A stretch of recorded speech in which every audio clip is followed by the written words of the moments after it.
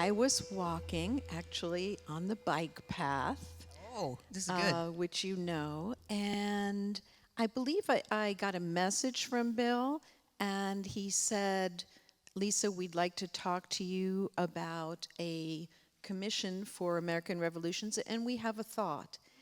And it was just a message, and I turned to my husband and I said, I bet it's Roe v. Wade.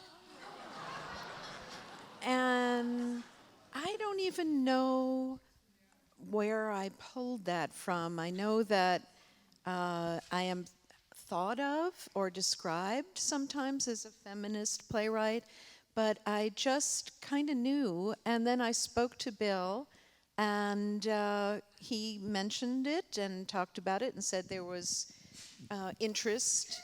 And I think I said, let me do some research. And because my first thought was, I don't think I'm going to write about a case. I'm not that kind of writer. I'm not a docudrama person. And I think my plays are very serious. They're about serious subjects, but they're kind of, the theatricality can be a little bit on the wacky side. I'm not a straight ahead historical writer, God knows. And then as I started reading and doing the research, I found a story within the story of Roe v. Wade that I thought was very fascinating, and that was the story of the plaintiff. I'm not going to give it away because you people have not seen the play yet, but it seemed that within that story and the story of both the plaintiff and the lawyer, that it would be a way for me to look at the conversation in America. It would be a way for me to look at the divide and how we cannot talk to each other about this issue.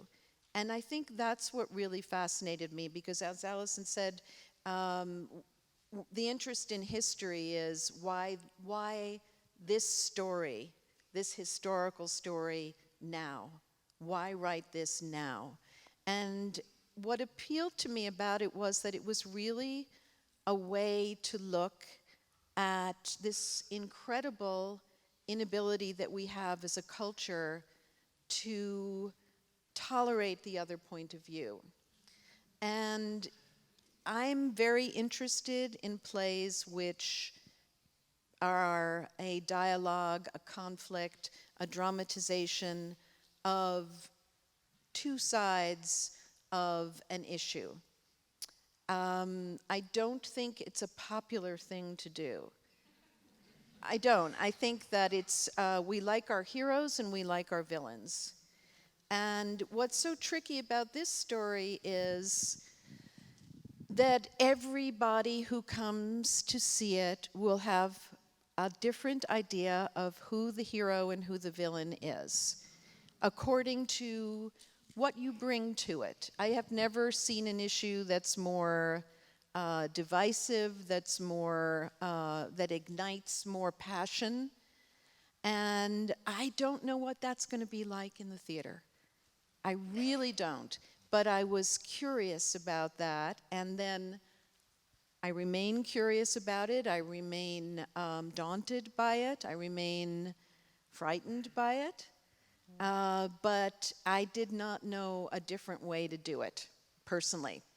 So that's how it was brought to me, and that's what it turned into for me. Can I ask a couple more questions Sure. about process? So I'm fascinated by, doing the research and then finding the sort of human story, as Alison said. Yeah. I mean, here's the beauty of your writing.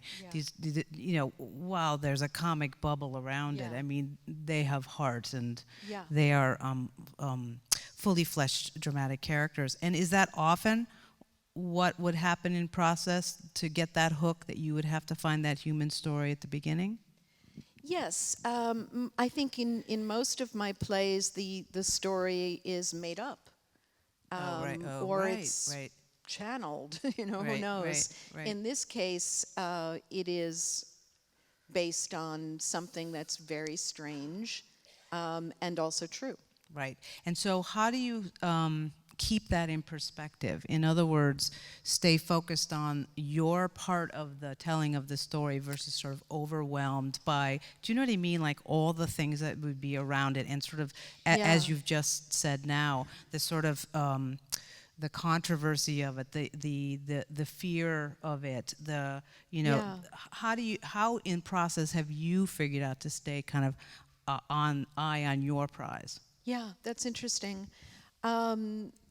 Probably two things. One being just telling the character's truth, as I would in any play, listening to each character and really trying to present every character in their full humanity.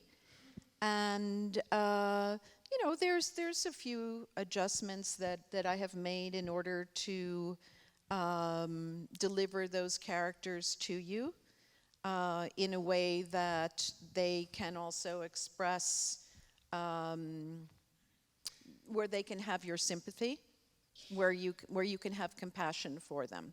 So there's always, I could have painted someone a little more this way, a little more that way, but I think that my objective was that the audience would be able to have compassion for different points of view.